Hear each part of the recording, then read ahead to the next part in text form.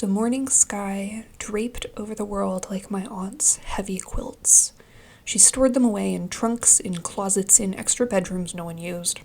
A layer of dust would dance in the air whenever you went to get one of these quilts.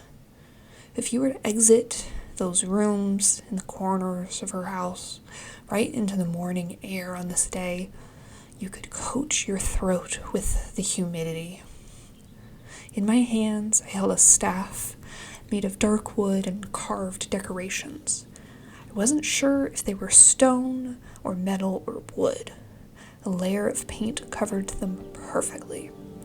The top decoration, sort of the head of the staff, showed a moth. A man on the street had pointed it out to me, whispering its name to me. So much for my butterfly theory, I had thought, and kept walking. The cathedral seemed like the right place for the staff. The gray stone, tall windows, and avian statues always gave off the idea of magic to me. I figured I could hand it off to some acolyte or priest and be on my way. I entered under that dark sky through the cutout door. The owl statues seemed to glare at me as I entered. My brother had always thought it was glaring at him the few times we visited as kids. I could see the bright glare in its marble eyes now. It took a minute to find someone actually working. I held out the staff to her and said, "Does this staff belong here?" For some reason I couldn't say cathedral, the word stuck in my throat. Her eyes darted over the staff. My hands might have trembled, but they felt as distant as my aunt's extra bedrooms. The priestess's green eyes finally landed on the moth, with its metallic curves barely shining in the dark hall. "Run." Her lips didn't move. Her head jerked, her whole body following as she went to some place.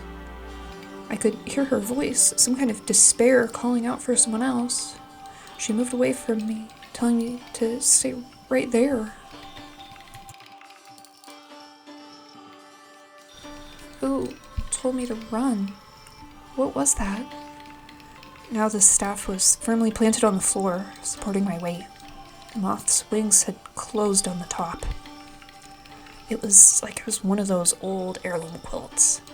Warm hands lifted me out of the trunk, pulling me through the dusty rooms to a sunny corner of the house. But my feet were pounding on the stone floor, echoing as I reached the towering doors. I needed to leave the cathedral. The moth was right. I needed to run. A man was there in front of the door, his flowing robes spread out, the feather pattern etched in them, lifting and falling with his heavy breaths. His mask didn't budge. It was an owl. He held out a bulky hand, fingers curling.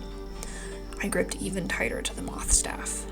I might have said something, but he didn't react, so maybe it was just noise.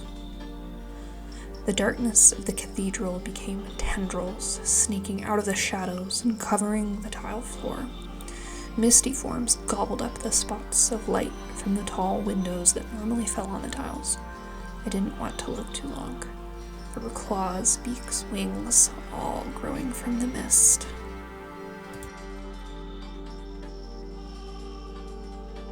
"Shine." As the distant voice spoke again, I repeated it. "Shine!" The moth's wings opened, spreading a warm light across me. The misty forms dissolved away, leaving nothing. The shoulders of the man's cloak rose up, reaching where his ears probably were behind that mask. He might have shouted something, but I was pointing the light at him now, squinting in the light of the moth. He covered his face, those bulky fingers of both hands, covering his circular eye holes. I ran past him, keeping the staff pointed at him. I flung open the door, fell down the steps, and didn't turn back. I wouldn't look back for a long time.